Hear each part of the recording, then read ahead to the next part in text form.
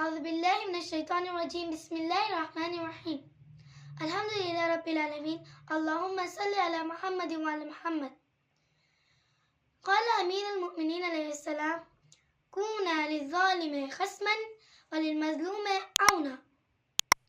امام علی علیہ السلام اپنے بیٹے امام حسن علیہ السلام اور امام حسین علیہ السلام سے وصیت کرتے ہیں کہ ہمیشہ ظالم کے خلاف رہنا اور مظلوم کے طرفدار، مظلوم کے ساتھی رہنا، مظلوم کا سپورٹ کرنا. اب میں آپ کو اس حدیث کے بارے میں کچھ پوائنٹس بتانا چاہتی ہوں. پہلا پوائنٹ، امام علی علیہ السلام اپنے بیٹوں سے صرف یہ وصیت نہیں کرتے ہیں جبکہ ہم سے بھی وصیت کرتے ہیں کہ ہم ظالم کے خلاف رہیں اور مظلوم کے ساتھ رہیں. دوسرا پوائنٹ، امام علی علیہ السلام نے اس حدیث میں، اس وصیت میں مذہب کے بارے میں کوئی قید نہیں رکھی ہے کہ ظالم کا مذہب کیا ہے اور مظلوم کا مذہب کیا ہے.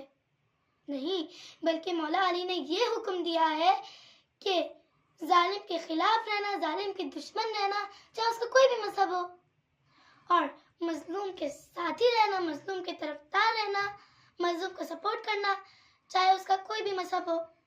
تیسرا پوائنٹ، اگر ہم دیکھنا چاہیں آج کے زمانے میں کون دشمن ہے ہمارا اور کون ہمارے لیے مظلوم ہے، تو ہم دیکھ سکتے ہیں کہ فلسطین، یمن، لبنان اور چنار اور بہت سے ملکوں میں دیکھ سکتے ہیں کہ یہ ظالم جو ہے ان چھوٹے چھوٹے بچوں کو قتل کر رہا ہے، ظلم ڈال رہا ہے، اپنے پورے وجود سے ان ملکوں پر ظلم کر رہا ہے. تو ہمیں ایسے آنکھیں بند کر کے نہیں بیٹھنا چاہیے. ہمیں ان کے لیے دعا کرنا چاہیے. مالی مدد کر سکتے تو مالی مدد کر لیں، اور اگر دعا کر سکتے تو دعا کریں. اللہ ہمیں توفیق دے کہ ہم امام علی کے اس قول پر عمل کریں.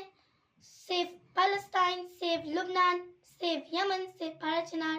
السلام علیکم و رحمۃ اللہ وبرکاتہ.